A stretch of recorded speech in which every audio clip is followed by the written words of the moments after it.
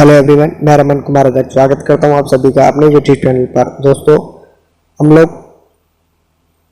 Paper से पहले topics को समराइज कर रहे हैं और इस श्रेणी में हम लोगों ने आईटी मॉडर्नाइजेशन प्रोजेक्ट से संबंधित एक वीडियो बनाई है और उस टॉपिक को हमने समराइज किया है।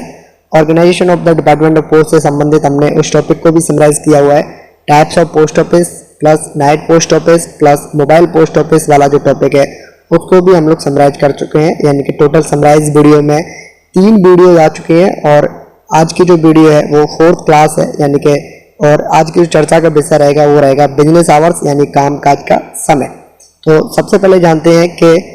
जो पोस्टेज स्टैम्प्स हैं उनको बिक्री करने का जो समय है या जो स्टेशनरी है जैसे लिफाफे वगैरह हैं उनको सेल करने का जो समय है या जो सर्टिफिकेट ऑफ पोस्टिंग है उनको इशू करने का जो समय होता है वो पोस्ट ऑफिस का जो कार्य होता है, यानी कि पोस्ट ऑफिस का कार्य करने का समय मान लेते हैं कि सुबह 9 बजे से शाम 5 बजे तक चलता है। सुबह 9 बजे से लेकर के शाम 5 बजे तक चलता है, ये मान लेते हैं। तो जो पोस्ट स्टैम्प्स हैं उनको बिक्री करना है, स्टेशनरी को बिक्री करना है और सर्टिफिकेट को इशू करना है। इनको हम लोग सुबह 9 बजे से शाम 5 बजे तक कर सकते हैं, यानी कि जब तक पोस्ट ऑफिस खुलेगी इनकी हमें बिक्री करनी ही करनी है, यानी कि इसको हम लोग मना नहीं कर सकते। अगर कोई लेने आता है तो उनको हमें शाम 5 बजे तक दे सकते हैं, यानी कि जितना भी पोस्ट ऑफिस का समय है उस वर्किंग आवर में हम लोग इन जो पोस्ट स्टैम्प्स है, स्टेशनरी और सर्टिफिकेट ऑफ पोस्टिंग को इशू कर सकते हैं। इन सारी कामों को हम लोग कर सकते हैं। लेकिन वही जब हम लोग रजिस्टर्ड आर्टिकल को बुक करेंगे, इश्यूड आर्टिकल को बुक करेंगे, बीपी आर्टिकल्स को बुक करेंगे या पार्सल्स को बुक करते हैं तो उसके लिए जो समय होता है वो बेसिकली जो टोटल समय होता है उसका जो 5 से 7 घंटे का जो समय है, 6 से 7 घंटे का जो समय है, 6 to 7 आवर्स है। जैसे मान लेते हैं टोटल पोस्ट ऑफिस को कार्य करना है 9 घंटे, तो 9 घंटे में इस दौरान पोस्टेज की बिक्री करेंगे, स्टेशनरी की बिक्री करेंगे, सर्टिफिकेट ऑफ पोस्टिंग को 9 घंटे तक हम लोग बेच सकते हैं। लेकिन अगर कोई आर्टिकल को इशू करना है तो उसके लिए जो समय पीरियड है वो कितना है, वो है 6 से 7 घंटे का, यानी कि टोटल समय का 6 से 7 घंटे हम लोग registered article, issued article, BP article और पार्सल्स को हम लोग बुक कर सकते हैं। तो अगर किसी को मनी ऑर्डर इशू करना हो, यानी कि अगर किसी को मनी ऑर्डर इशू करना हो या फिर पोस्ट ऑफिस का जो पोस्टल ऑर्डर होता है, पोस्टल ऑर्डर्स को सेल करना हो, चाहे उसका पेमेंट लेने अगर कोई व्यक्ति आता है तो उसका जो समय है, चाहे जो सेविंग बैंक से संबंधित जो भी ट्रांजेक्शन्स हैं, पेमेंट के या जमा के जो भी ट्रांजेक्शन्स हैं, इन सभी ट्रांजेक्शन्स को हम लोग 5 घंटे तक, लगभग 5 घंटे तक इन सभी कार्यों को करते हैं। यानी कि टोटल अगर 9 घंटे का समय है तो उसमें से लगभग 5 घंटे का जो कार्य है वो इस दौरान किया जाएगा। तो ये जो टाइम टेबल है ये एक मॉडर्न टाइम टेबल है और इसी के अकॉर्डिंग टाइम पीरियड है वो डिसाइड किया जाता है या इसी तरीके से टाइम टेबल है वो चलता है। सैटरडेज को यानी कि शनिवार के दिन जो बुकिंग का टाइम है वो लगभग 5 घंटे चलता है और शनिवार के दिन जो सेविंग बैंक का काम है वो लगभग 3 घंटे के लिए चलता है और इसके लिए जो टाइम लिमिट है वो हम लोग से 1 बजे बंद कर सकते हैं, यानी कि दोपहर 1 बजे तक सेविंग के ट्रांजेक्शन्स वगैरह हैं, मनी ऑर्डर वगैरह को हम लोग 1 बजे तक कर सकते हैं शनिवार के दिन और बुकिंग का जो टाइम है उसे 3 बजे हम लोग फिनिश कर सकते हैं शनिवार के दिन। और नॉर्मल डेज में हम लोग 6 से 7 घंटे बुक करेंगे रजिस्टर्ड आर्टिकल्स को, इश्यूड आर्टिकल्स को, बीपी आर्टिकल्स को और पार्सल्स को, और 5 घंटे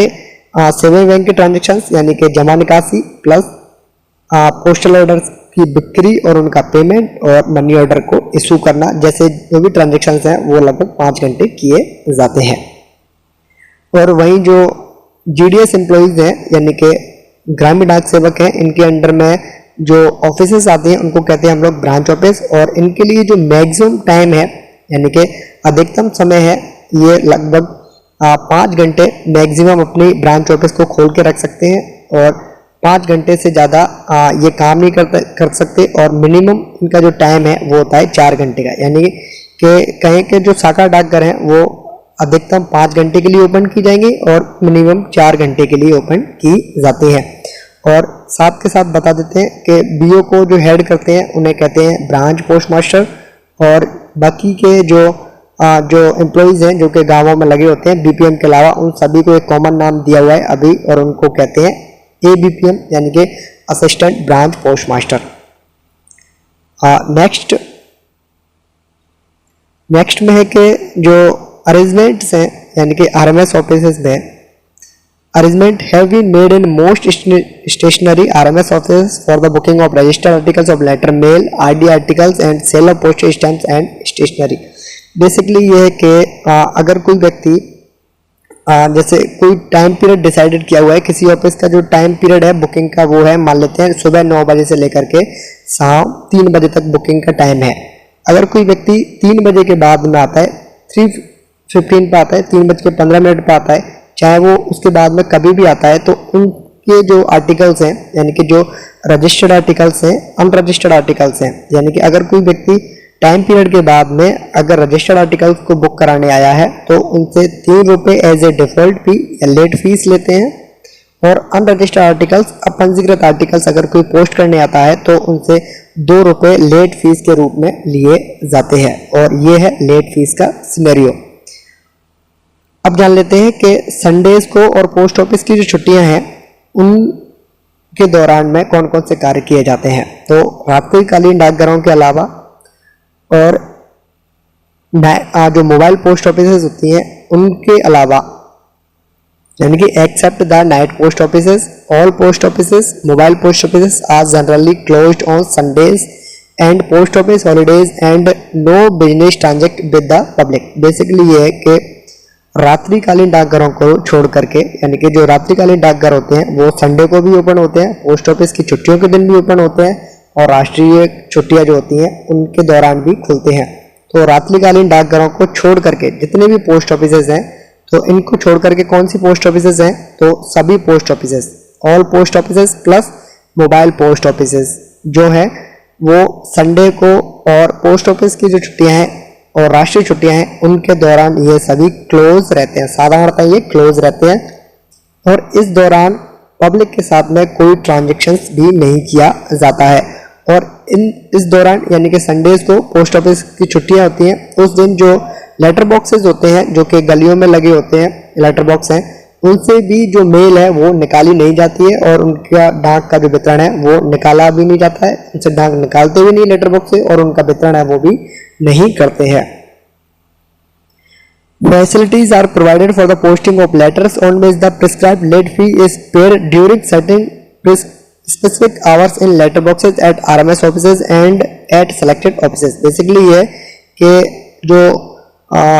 कुछ टाइम पीरियड दिया हुआ है, जैसे कि मान लेते हैं कि 3 बजे किसी काउंटर को बंद किया, और उसके बाद में 1 घंटा इस बात के लिए निश्चित किया गया है कि अगर कोई लेट आता है तो उनके आर्टिकल्स को भी बुक करना है, यानी कि टोटल काम कब तक चलने वाला है, लेट फीस के साथ में 4 बजे तक काम चलने वाला है। तो उस दौरान क्या करते हैं कि लेट फीस के साथ में जो भी आर्टिकल्स हैं उनको हम लोग पोस्ट कर सकते हैं, और लेटर बॉक्सेस के लिए भी सेम कंडीशंस हैं कि लेटर बॉक्स में भी कुछ लोग इस तरीके से जो आर्टिकल्स हैं अपने आर्टिकल्स को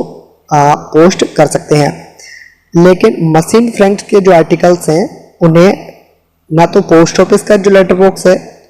और ना ही जो मेल वैन होती है, डाक गाड़ी होती है, उसके लेटर बॉक्स में पोस्ट नहीं करना चाहिए। यानी कि machine front article should not be posted either in the post office letter box और the mail van letter box. यानी कि मेल वैन का जो लेटर बॉक्स है चाहे पोस्ट ऑफिस का लेटर बॉक्स है, उनमें मशीन फ्रंट के जो आर्टिकल्स हैं उनको पोस्ट नहीं करना चाहिए। रजिस्टर्ड न्यूज़पेपर हैं, चाहे रजिस्टर्ड न्यूज़पेपर के जो बंडल्स हैं उनको संडे में पोस्ट ऑफिस की छुट्टीज में without late fees post office उनको ले सकती है। यानी कि पोस्ट करने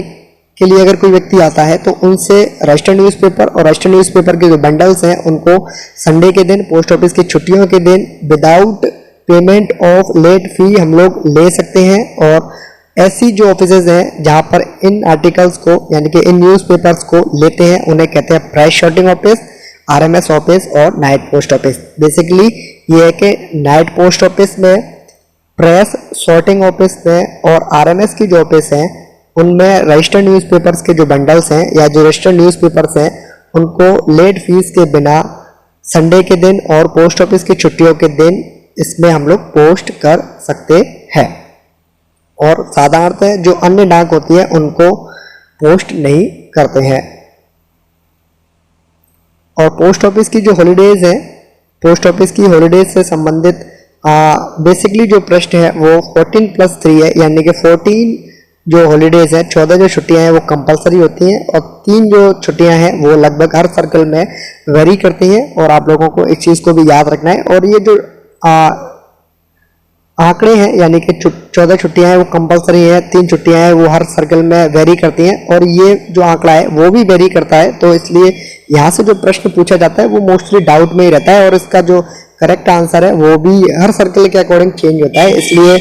इस टॉपिक को अकॉर्डिंग टू मी यहाँ से प्रश्न बनना ही नहीं चाहिए, क्योंकि जो